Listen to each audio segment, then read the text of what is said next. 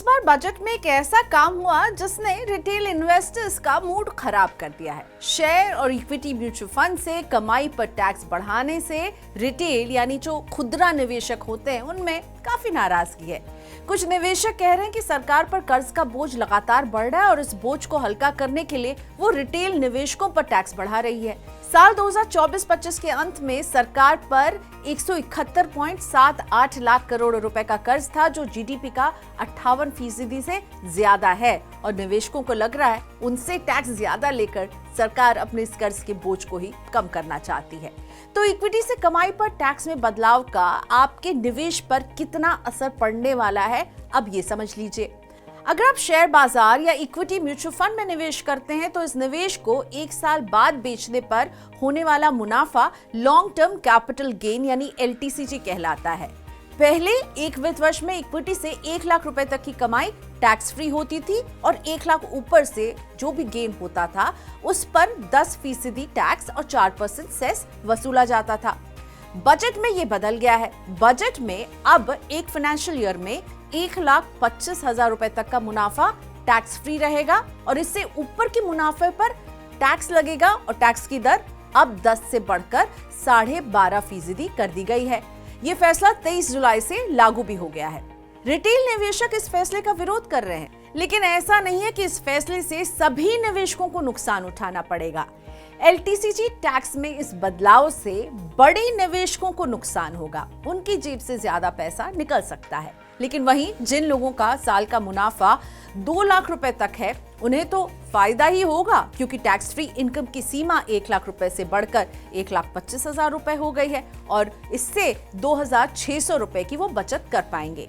जैसे जैसे मुनाफा बढ़ता जाएगा टैक्स में आपका बेनिफिट कम होता चला जाएगा। साल का मुनाफा अगर 2 लाख रुपए है तो इस पर आप टैक्स देते थे पहले 10,400 रुपए। अब टैक्स फ्री गेन का दायरा बढ़ गया है तो इस बदलाव के बाद इस पर आप टैक्स देंगे 9,750 रुपए का, यानी 650 रुपए का फायदा हो रहा है। सालाना आय 2,25,000 रुपए होने पर टैक्स में कोई नफा नुकसान नहीं होगा।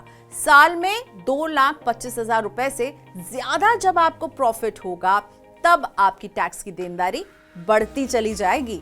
तो 2,25,000 जो है वो है सेफ जोन वाला मुनाफा, इसके ऊपर ज्यादा टैक्स देने के लिए तैयार रहिए।